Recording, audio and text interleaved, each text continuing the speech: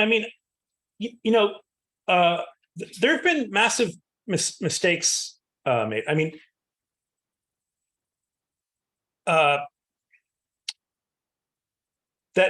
I really, a lot of which I lay at the feet of us as scientists. I mean, in February 2020, people were talking about, is this possibly spread human to human? Or is it just an emerging disease that's coming from the wet market in Wuhan? For heaven's sakes, it was long since obvious that there was human to human transmission. I mean, that should have been a non-starter. Is COVID airborne? Well, this whole imbroglio is really the result of scientists being poor communicators. Because you talk about something being airborne to your average member of the public, and they want to know, can they catch it by breathing? But scientists get lost in pedantic debates about whether it's droplet or aerosol. And the very distinction between droplet and aerosol has to do with particle size and an arbitrary cutoff between diameters of water droplets, and when they're below a certain threshold in diameter, they're aerosols, and when they're above a certain threshold in diameter, they're droplets. But they're all essentially droplets. And yes, you can catch COVID by breathing. That's virtually the only way you catch COVID.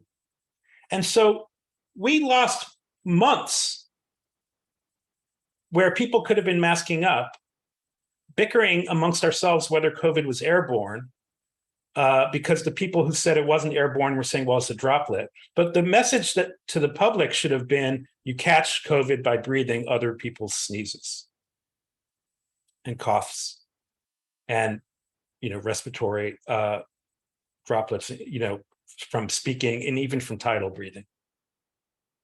And I mean, we just utterly failed. And we've utterly failed on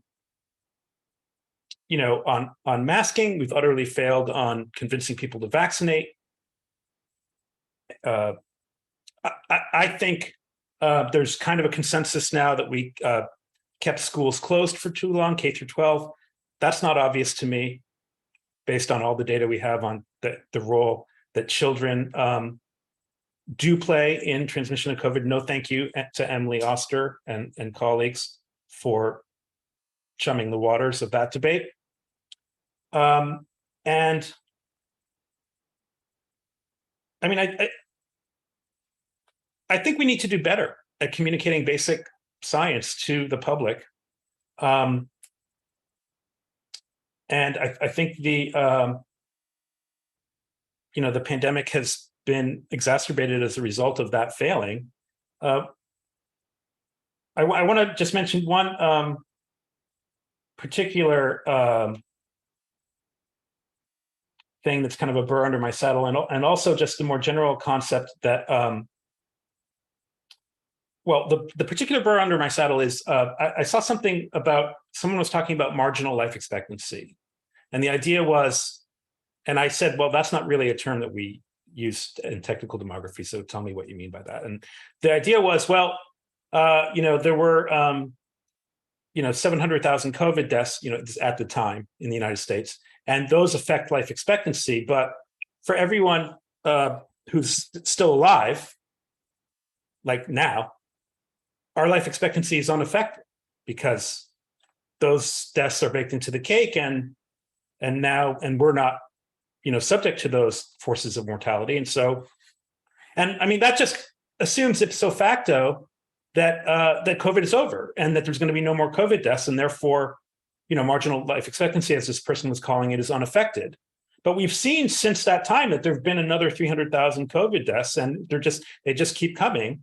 And so to make a statement like that, you're implicitly arguing that COVID is over, which is a whole another can of worms assumption. And so, I've seen a lot of nonsense sort of dressed up as science. And more generally, and this may, contrary to my sort of sour mood, this may absolve some of our blame. I think the public in 2022 in America and even in France, Robert, is different from the public in 1955 that was clamoring for the inactivated polio vaccine. I mean, people were lined up around the block to get their kids polio vaccinated in 55 after the trials were concluded. But there's just a different there's a different skepticism now of everything. It's borderline nihilism in the public, questioning authority, questioning everything, and I think that's making life. That's going to make life difficult, not just in the realm of COVID and formal demography. So that's all I wanted to. Well, I've spoken for. I've overused my time. So I look forward to the rest of our panel. But thank you.